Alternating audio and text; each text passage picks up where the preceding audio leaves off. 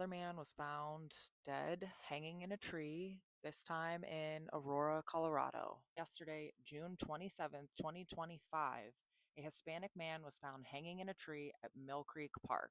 After being notified that the body was there, the police took only a couple hours to determine that it was a suicide before essentially tearing down all of the yellow tape and allowing the park to be reopened to the public.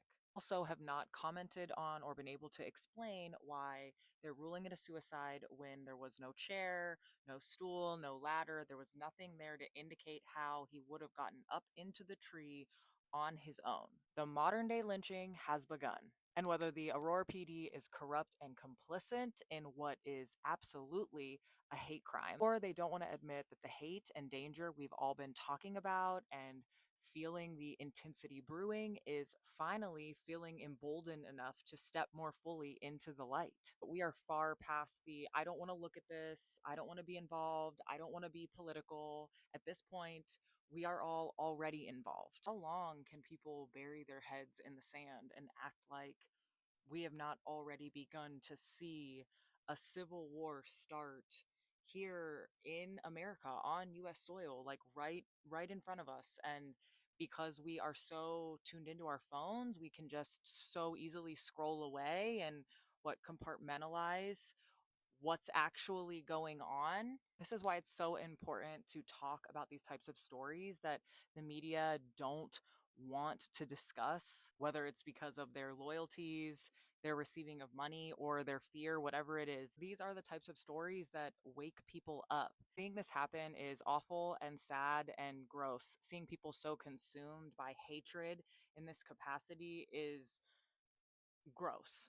I don't know another word to use because it's devastating and sad, and I'm confused. I'm confused how there are so many people that are so angry and hateful at others just for existing. But this is the reality of the United States of America, and people need to see and hear the reality of the United States of America right now, not the curated image that is typically covered by mainstream media that is absolutely influenced by everybody's own personal desires and accomplishments and what they're trying to get past. They don't care about me and you and our everyday life. They care about filling their pockets and making sure that what they want to get done gets done, because those are the things that are going to impact them. You should absolutely look this story up. So far, I've only been able to really find one article on it, which is absolutely insane that someone was lynched here in the United States in 2025, and people just don't think that that's something worth talking about. And this is not even the first one that's happened this year. The hatred that has been tolerated and encouraged is going to continue to spill out into the streets. And, when you look this up, if you choose to look this up, the pictures of the park, even, I mean, this is an area that was widely populated, looked like a normal park that honestly could be down the street from where I live. And you know, living in Missouri, this could be something that could happen down the street from where I live and probably from where you live, which is even more terrifying and even more of a reason that we need to be talking about these stories and taking care of one another. No, I don't really know what to do outside of continuing to use my voice, continuing to use discernment, continuing to encourage others to do the same, become educated, use discernment, encourage others like to speak out. Please speak out if you feel safe and comfortable doing so. And depending on why you feel unsafe, I would encourage you to push through a little bit of that if you can. If that resonates with you, that it will resonate with you. I don't want anybody to do anything that's going to put themselves in danger, of course. But aside from that, mobilizing, protesting, I'm open to suggestions.